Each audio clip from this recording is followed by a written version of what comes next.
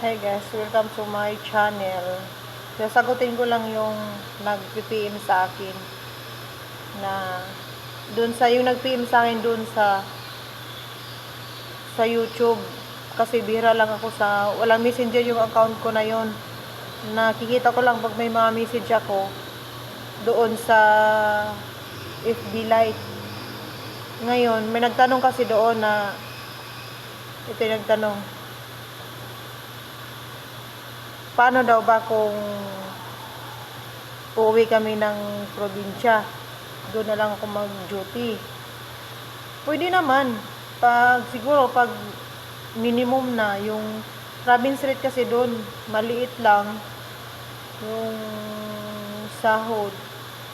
Tapos, alam mo naman ako, mag-isa lang ako, single mom.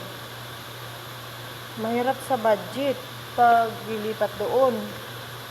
Kasi, bilihin lahat. Hindi ka nga nangupahan kasi pamasahin mo, doon ka naman babawiin. Dito, na 2.5 yung ano namin dito sa bahay.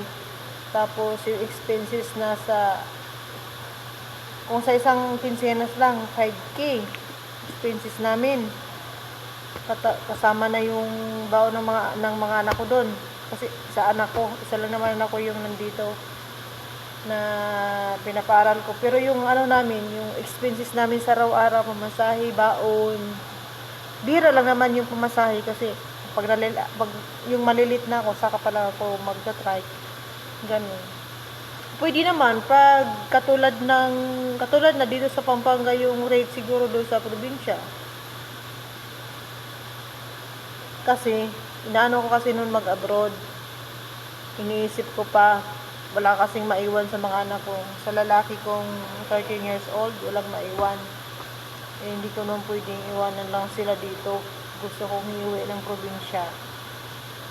Kasi pinag-isipan ko kasi yung nanay ko at saka tatay ko, matanda na, high blood pa, alagain na rin sila.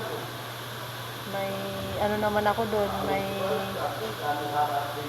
may kapatid ako doon kasi may anak din, single mom din.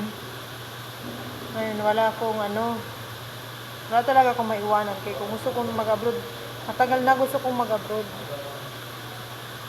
Mabot na, ilang taon na ako dito, 11 years na ako dito sa Pampanga eh. Noon ko pa gustong mula nung hiniwalayin ko yung asawa ko, doon ako gustong mag-abroad talaga. Kasi mahirap ang buhay dito. Kapag marami kang obligasyon, di ba? Buti nga, pa ako eh. Nagtitipid na nga ako niyan. Kasi maraming bayarin. Yung sahod mo, wala.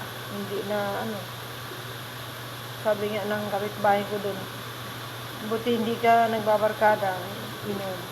Kasama yung mga, hindi ko na makasilip na.